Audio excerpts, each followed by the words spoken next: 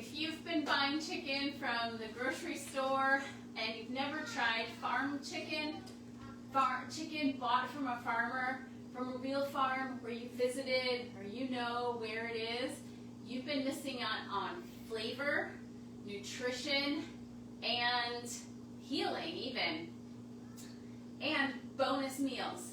So I'm Tessa at Willow Haven Farm, where Reuben and I, Reuben is our farmer, my husband, we grow organic vegetables, and we love to educate and help health-conscious moms get food on the table to nourish and heal their family for life.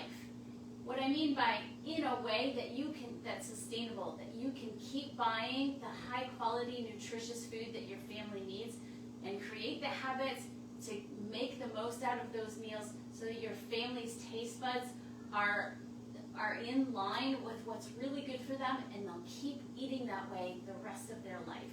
Yes, it really does happen. It's happened in our families and in the farm members that we train to eat food this way. And I'm really excited to share with you about the chicken that grows on our farm and that we source from other farmers. So let's get into it. And please like and share this video as you're watching, and when you find it later, I'm really grateful because that helps farmer Reuben and I connect to other farmers, other people who need this information.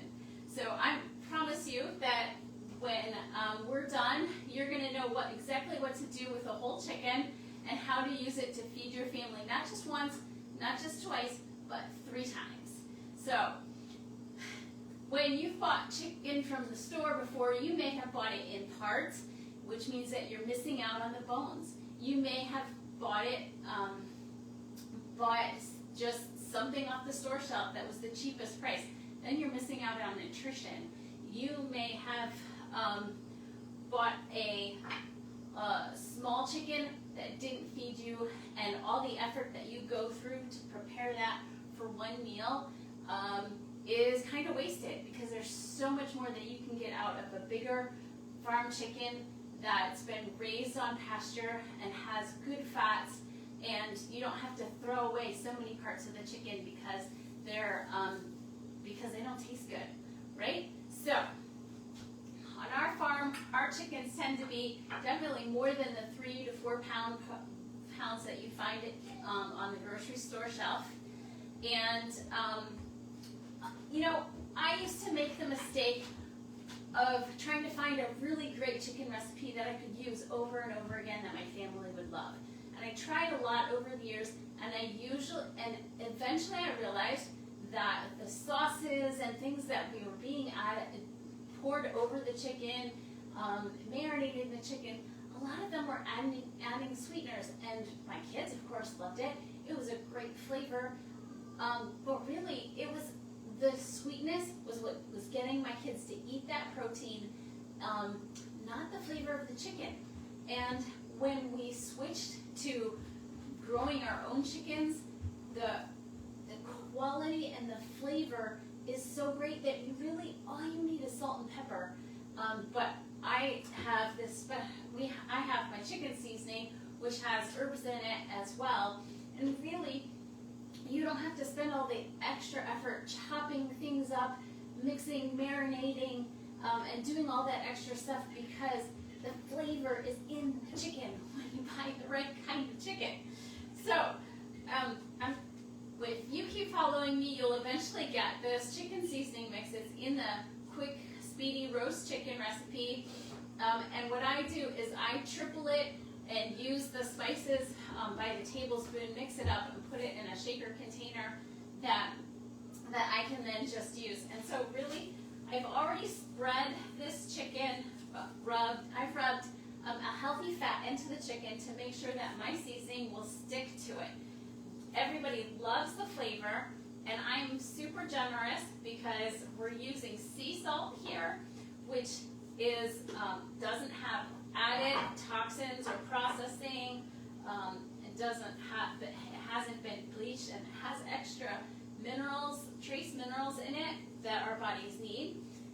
And salt is one of those real important your body needs in the right quantities, of course, and when you stop eating processed food, your sodium goes down, and you can enjoy real salt with real flavor on real food, and not worry about it. You're not going to overload your family's bodies with salt when you're using natural salts and natural food. So I've been very generous about getting the seasoning onto this chicken, and that is just going to infuse into the skin, which is healthy for you, into the fat, which we're going to use over again to roast vegetables with in sheet pans and make sheet pan meals. And I'm going to get this in the oven so that I can get my meal on my table for my family, which is always the trick when I'm sharing this information with you. There you go. And so that's going to heat roast in the oven on 450, so it's a high temperature. That's going to render out the fat from the chicken and collect it down in the pan below. It's going to keep the skin nice and crispy so that it has a lot of flavor and a lot of good texture. And then we're going to reduce the temperature to 400 and roast the chicken the rest of the way. I have to make my times longer because it's such a big chicken than what I have in my original recipe. I've made the mistake of not cooking it long enough, and then have to do some other tricks to get that meal ready for my family and on the table for them. But this is what I'm going to do when that chicken comes out. I'm going to let it rest, and then I'm going to start hacking away at it. The joints are going to be really easy to cut through, so I can get the wings and the drumstick and the thigh. And one of these days, if you stick with me, I'll show you how to cut those parts up. And so then I'm going to serve the chicken with the bones, and I'm going to slice that nice big breast meat and put that on the platter as well. And I'm going to serve those main big pieces for our supper. The rest of the chicken is going to sit here on the counter and cool. After dinner, one of my kids or myself are going to pick all the extra bits of meat off of the chicken and make sure that it's in bite-sized pieces, and we'll have a container of leftover chicken.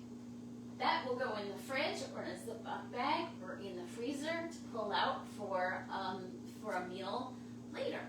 Something that has more of a casserole or that just needs those added bits of chicken. So I might make a cream sauce and add chicken and vegetables, celery and onions and things, and pour that over organic pasta or rice or something. So I'm going to have another chicken-based meal with all the leftover bits of chicken that I, on purpose, didn't pull all the way off the carcass of the chicken for tonight's meal, because I want those little bits left over. You could also just add them to a soup later and have chicken soup. But where are you going to get the broth? You're going to get that broth from the bones of the chicken that you just roasted. So after all of the pieces of chicken are taken off and put into your other container, the bones of that chicken are going to go into your soup pot. You can do it on the stove, or you can do it in a crock pot, you can do it in an Instant Pot, whatever works for you. And the bones, the skin, even the fat, everything can go in here that's left over. Let's talk about the fat for a minute. The fat is super healthy if you've gotten it from a chicken that has been raised on pasture, out in the sun, the way animals are supposed to be raised and supposed to live. That is nutrition that your body needs. You need fat in your body for all your cells to work and and to be satisfied with your meal. You don't have to eat tons and tons of carbs when you're eating small amounts of good healthy fat. Everything can go in the soup pot. You're going to pour cold water and a dash of vinegar over it and let it set for 30 minutes. The vinegar is going to start breaking down the bones and make sure that the nutrition can be pulled out while you're simmering.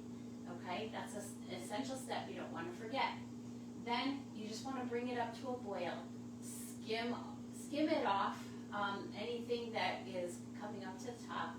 Skim that, and then bring it down to a simmer and leave it to simmer for really as long as you want, several hours, or even overnight into the next day. Some people are more comfortable doing that if it's in an Instant Pot or a slow cooker. Then you're going to have this wonderful, flavorful broth that you can use as bone broth.